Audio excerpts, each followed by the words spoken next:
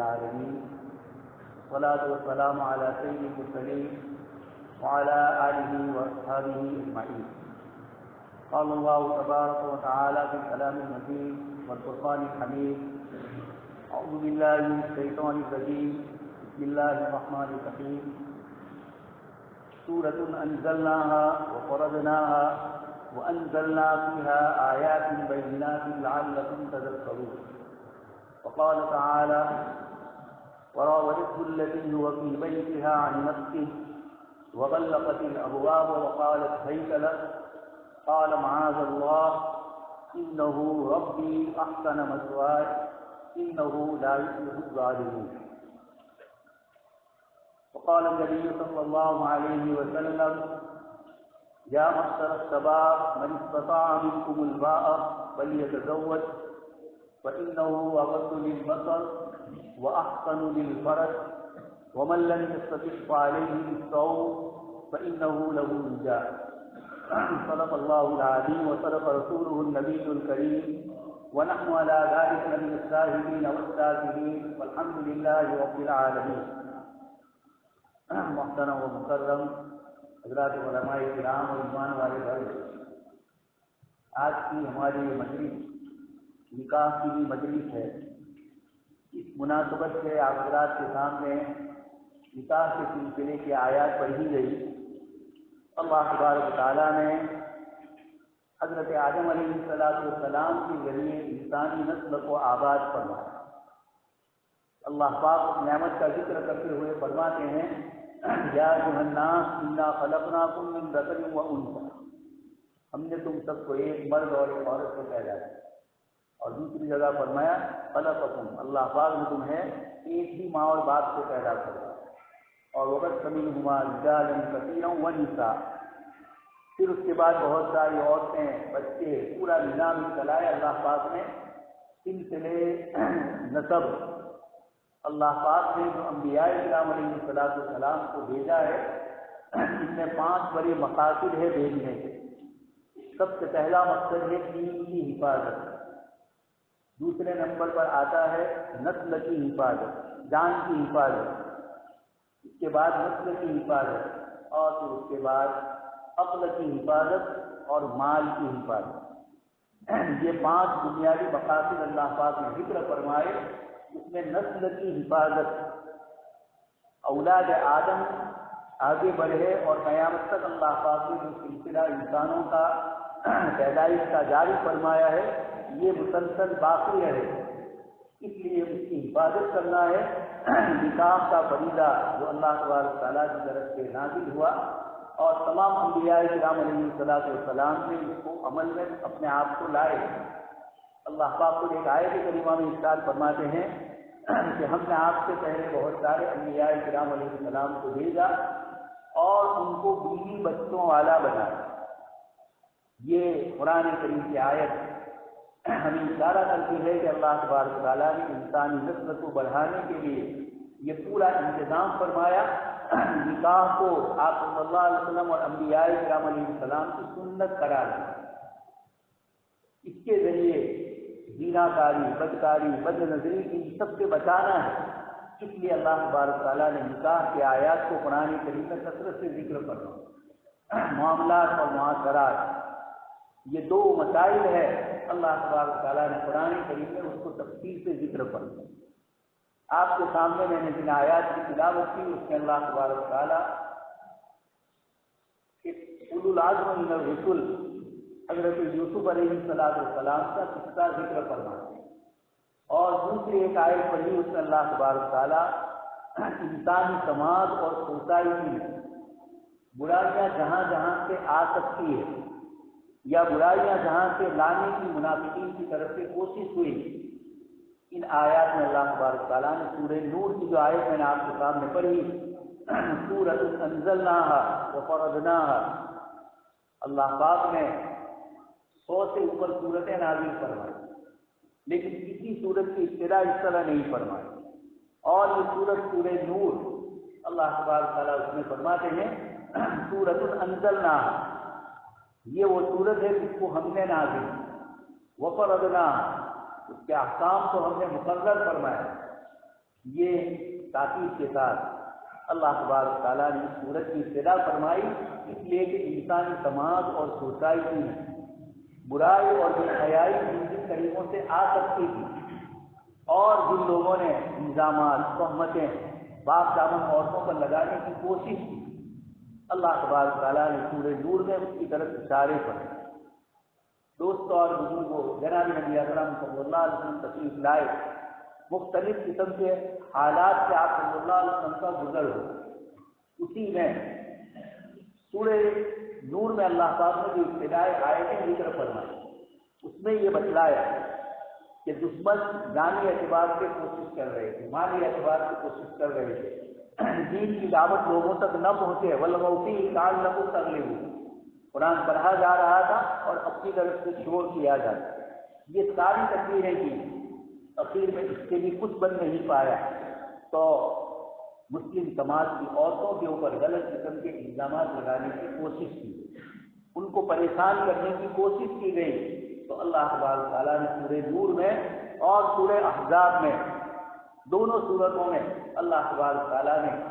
میاں بیوی کی آپسی زندگی کس طرح گزری، انسانی سماج اور سوسائٹی کس طریقے سے چین، سکون اور امن و عافیت کے ساتھ رہے، اللہ تبارک و تعالیٰ نے یہ سارے احکامات اسی نسبت کے ذکر پر۔ معلوم یہ ہوا کہ اللہ پاک کے نزدیک پاک دامنی، شرافت اور عزت کے ساتھ زندگی گزارنا یہ کتنی اہمیت والا ہے کہ اللہ پاک نے دین کے 5 مقاصد میں سے ایک مقصد دین کی حفاظت وہ بھی آ گئی، اور جان کی حفاظت کی بھی بہت سارے مسائل ایسے ہوتے ہیں کہ میاں بیوی کے مسائل میں آپس میں جھگڑے ہوتے ہیں یا غلط قسم کے تعلقات کی بنیاد پر جھگڑے ہوتے ہیں، ایک دوسرے کا خون لینے کے چاہتے ہوئے اللہ پاک نے حفاظت دین، حفاظت نسل اور یہ حفاظت جان، یہ سب سوسائٹی اور سماج کے ساتھ تعلق ہے۔ چوتھے نمبر پر حفاظت عقل ہے، اپنی عقل کی حفاظت کرنا،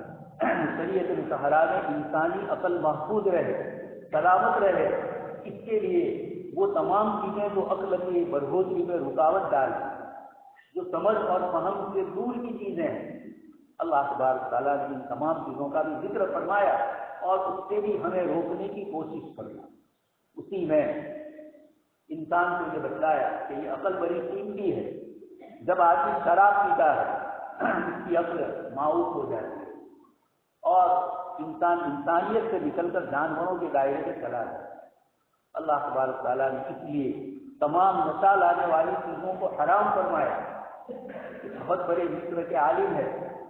صلاح الدین سلطان صاحب، امریکہ میں رہتے ہیں۔ ایک مرتبہ وہ ٹرین کا سفر کر رہے تھے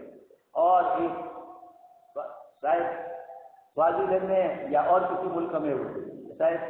سوئٹزرلینڈ میں ہو، انگلینڈ یوروپ میں جو آیا، وہاں پر ایک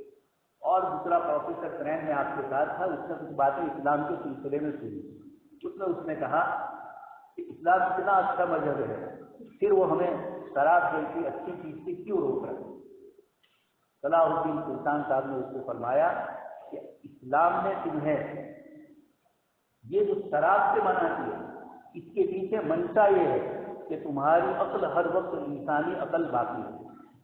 شراب پینے والا بڑے سے بڑا آفیسر ہو، بڑے سے بڑا مہذب آدمی سمجھا جا رہا ہے، لیکن شراب پینے کے بعد جب نشہ آتا ہے تو لوگ اس کی کوئی قدر نہیں کرتے،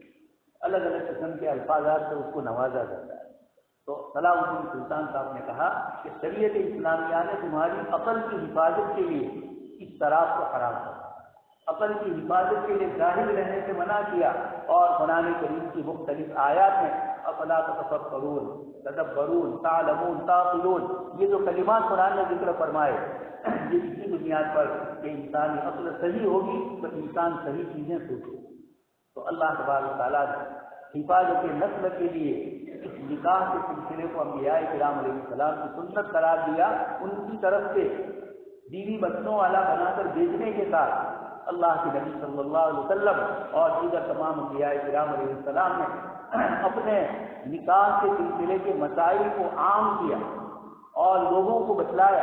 کہ انسانی شرافت، انسانی زندگی پاک دامنی اس طریقے سے گزرتی ہے، اس کے لیے شریعت مطہرات احکام پر جب عمل کریں گے تو پتہ چلے گا کہ اسلامی شریعت نے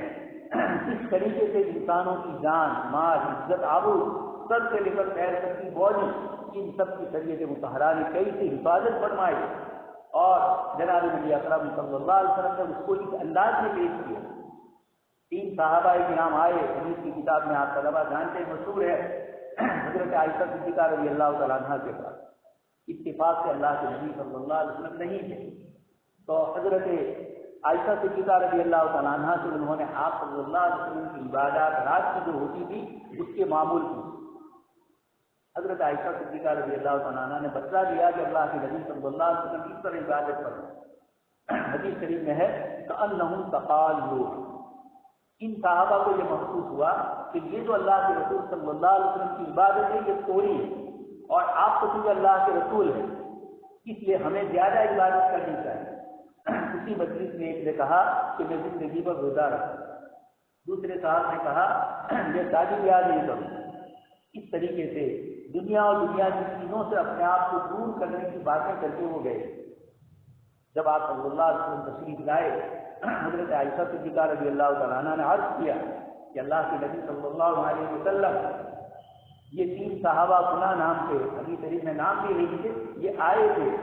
اور آپ کی عبادت کا پوچھنے کے بعد آپس میں انہوں نے یہ کہا کہ کوئی روزہ نہیں رکھے، زندگی پر روزہ رکھے گا نہ کوئی شادی بیاہ نہیں کرے گا،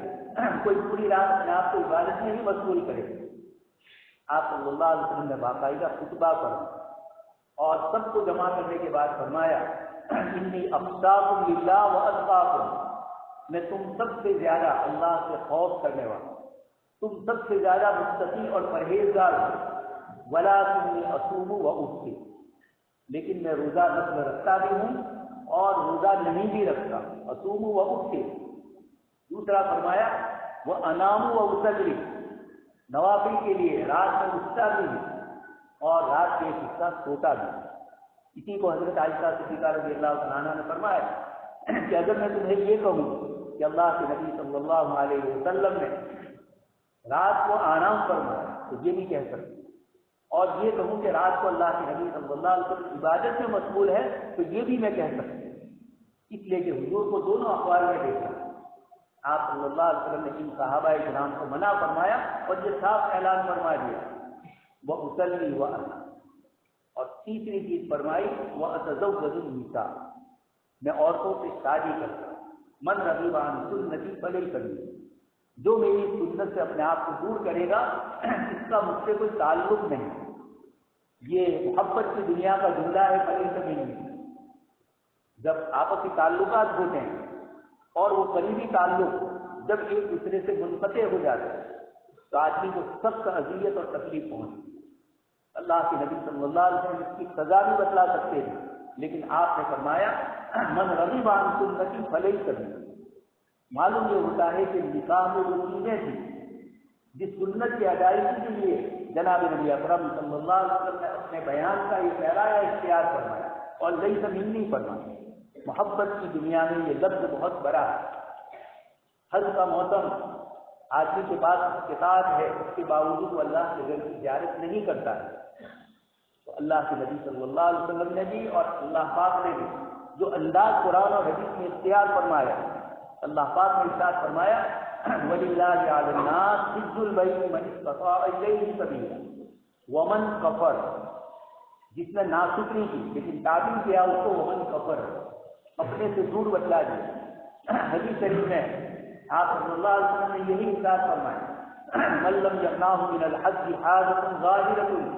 او سلطان جائر او مرض حادث فلم يحج فليمت ان شاء يهوديا وان شاء نصرانيا۔ آپ صلی اللہ علیہ وسلم نے فرمایا کہ جن کو حج کے لیے جانے سے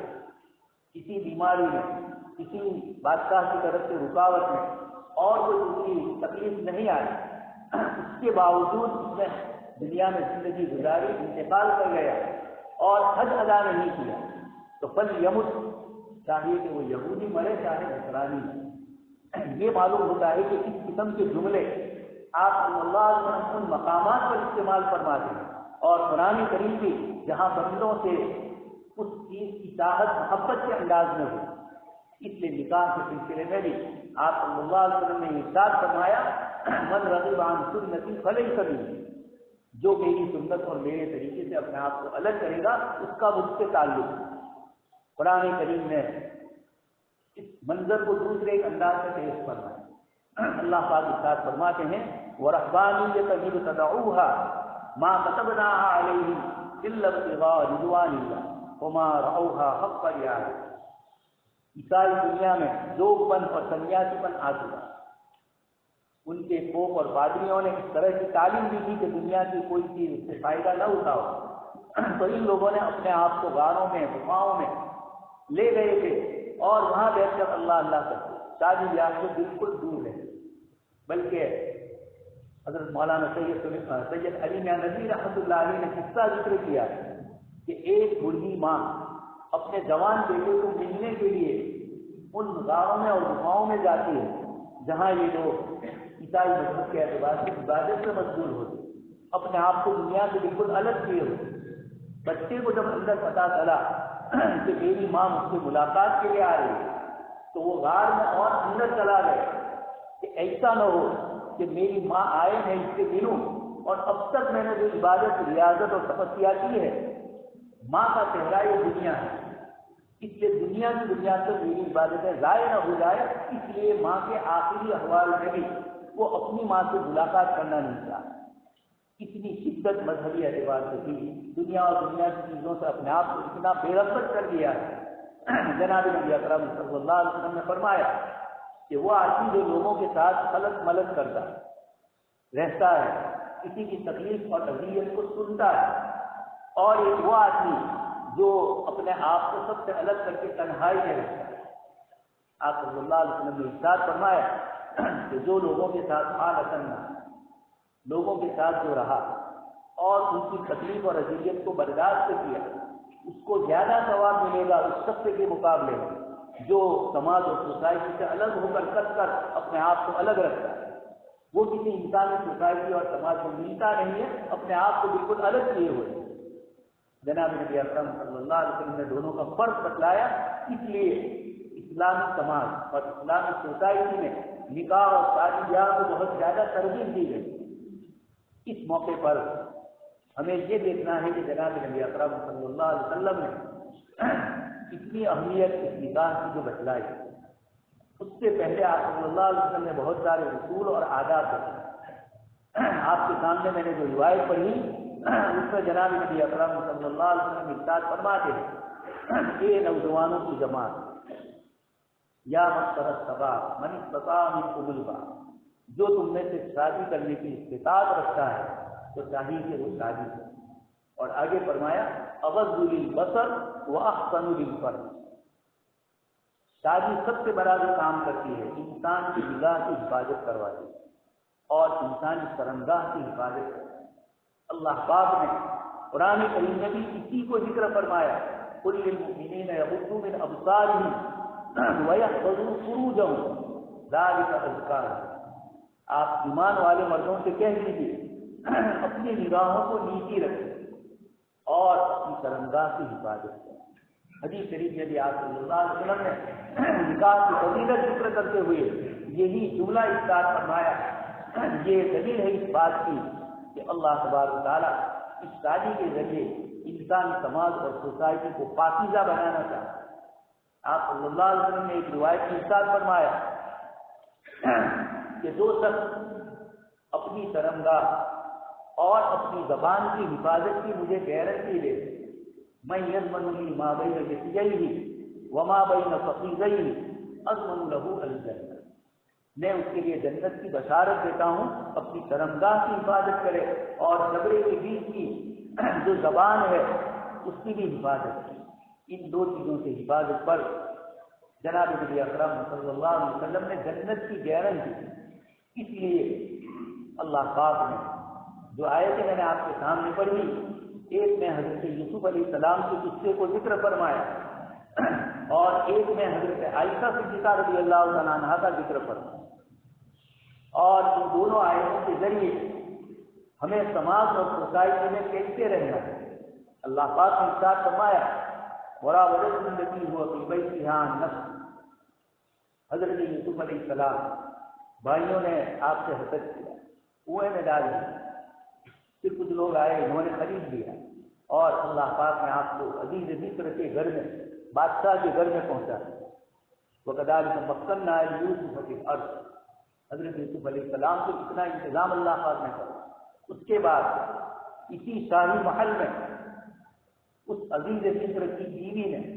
حضرت یوسف علیہ السلام کے ساتھ بدنگاہی اور غلط کام کرنے کے لیے آپ کو ابھارا، وراودت، آپ کو اپنی طرف متوجہ کی۔ حضرت یوسف علیہ السلام نے فرمایا قال معاذ اللہ کی پناہ،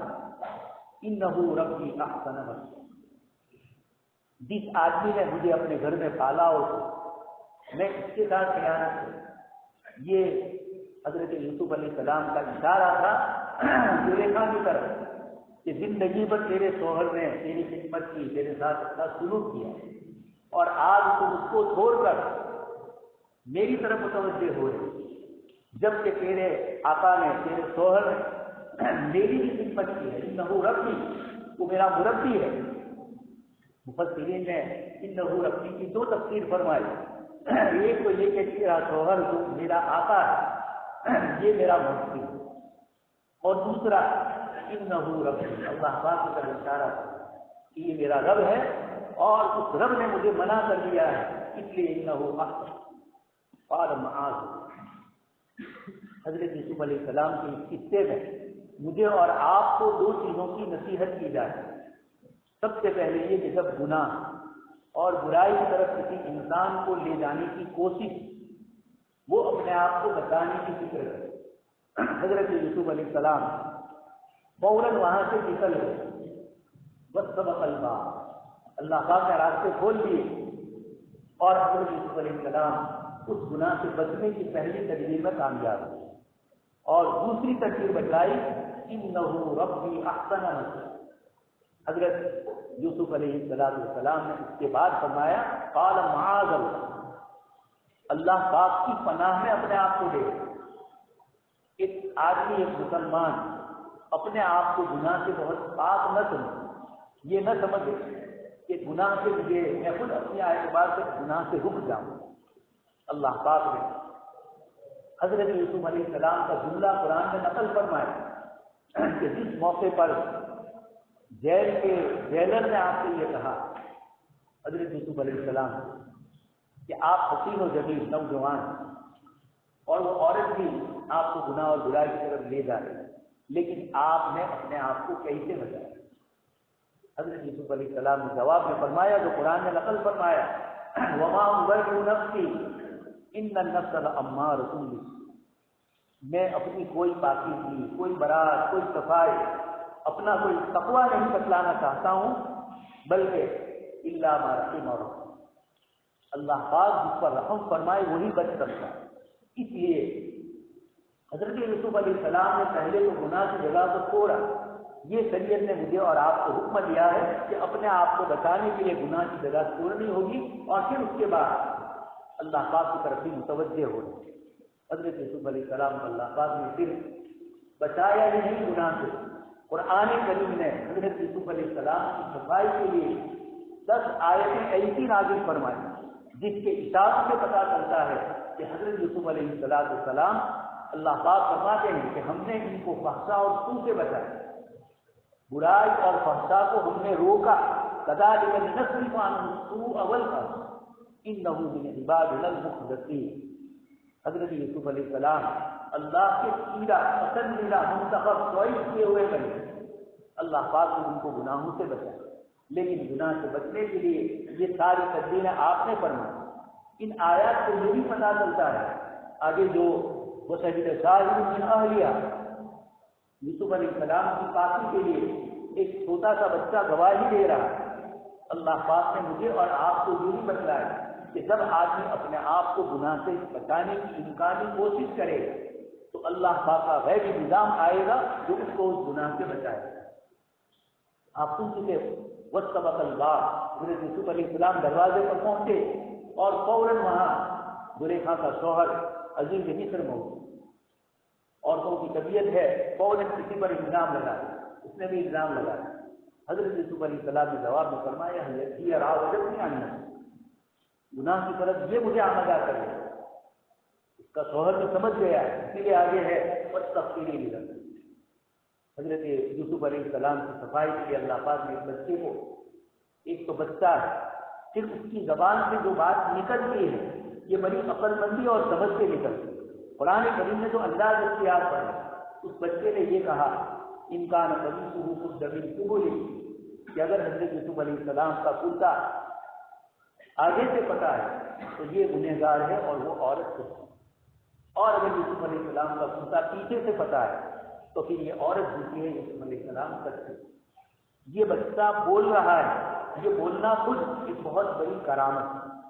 लेकिन इससे ज्यादा समझदारी के साथ जो उसने कलाम किया है, ये आयात बतलाती है कि अल्लाह पाक अपने नेक और सालेह बंदों से जो अपने आप को हराम चीजों से रोकने की कोशिश करता है, अल्लाह पाक अगर वो कहीं भंवर में फंस भी जाता है, अल्लाह तबारक तआला उसको बचा लेगा। इन आयात ने बताया हजरत मरियम रज़ी अल्लाह तआला आपके ऊपर ज़िना की तहमत लगाई है। हजरत मरियम ने जब बच्चा लेकर आए, या उख्त हारून मा कान अबूकी इम्रअ वमा कानत उम्मुकी बग़िय्या, लोगों ने कहा कि तुम्हारे वालिद की गलत नहीं थी, तुम्हारी वालिदा भी पाकीज़ा थी, फिर ये बगैर शोहर के बच्चा कैसे लाए? फ़अशारत इलैहि, हजरत मरियम ने कहा कि बच्चे से बात करो। क़ालू कैफ़ नुकल्लिमु मन कान फ़िल महदी सबिय्या, ये बच्चा है, हम उससे कैसे बात करें? अल्लाह पाक ने ज़बान खुलवाई और हज़रत यूसुफ अलैहिस्सलाम ने फरमाया, हज़रत ईसा अलैहिस्सलाम ने फरमाया, इन्नी अब्दुल्लाह, मैं अल्लाह का बंदा हूँ। इस जुमले में बतलाया हज़रत ईसा अलैहिस्सलाम ने पैदा होने से पहला ही जुमला भी पैदा होकर निकाला, ये अपनी खुदाइयत की नफी कर दी। हमारे ईसाई भाई हज़रत ईसा अलैहिस्सलाम को खुदा का एक जुज़े लायक सब मानते हैं, कहीं खुदाइयत का हुलूल करके आ गई, इस तरह का गलत मसीला रखे हुए हज़रत ईसा अलैहिस्सलाम फरमा रहे हैं, इन्नी अब्दुल्लाह। एक और जगह पर कुरान ने फरमाया, काना यअकुलानी ताम, नबी इंसान और बशर है, वो खाना खाते। इससे ईसाइयों को समझाया कि अल्लाह के नबी खुदाइयत के दर्जे पर नहीं है, बल्कि वो बंदे के दर्जे। और यहूदियों को समझाया, इन्नी अब्दुल्लाह, तुम मेरी वालिदा पर गलत इल्जाम लगाते हो, ऐसा नहीं है, इन्नी अब्दुल्लाह और आतानी अल किताब, अल्लाह ने मुझे नबी बनाया। अल्लाह पाक ने हदीस शरीफ की किताबों में एक और किस्सा भी आता है, एक बुजुर्ग के ऊपर ज़िना की तहमत लगाई, उनको बचाने के लिए अल्लाह तबारक तआला ने एक बच्चे को वहां भी खड़ा। उखदूद कुरान में सूरह बुरूज की जो आयतें दिख रही थी, वहां भी रिवायतों में आता है कि एक औरत उस खाई की गिरने से अपने आप को बचा रही खंदक में। उसके बच्चे ने कहा कि अम्मा चली जाओ, और फिर अल्लाह तबारक तआला की तरफ से हमेशा हमें उसकी जन्नत दी। अल्लाह पाक ने फरमाया, वमा नक़मू मिन्हुम इल्ला अन युमिनू बिल्लाहिल अज़ीज़िल हमीद। तो ये आयात मुझे और आपको नसीहत करती है, अपनी निगाहों की हिफाजत के लिए, अपनी शर्मगाहों की हिफाजत के लिए अल्लाह के नबी सल्लल्लाहु अलैहि वसल्लम ने ये निकाह का सुन्नत तरीका राइज फरमाया, जो अंबियाए किराम अलैहिस्सलाम की सुन्नत है। अल्लाह पाक से दुआ है, अल्लाह तबारक तआला इस होने वाले निकाह को कबूल फरमाए, और अल्लाह तबारक तआला हम सबकी भी निगाहों की और शर्मगाह की हिफाजत फरमाए। आमीन व आखिर दावाना।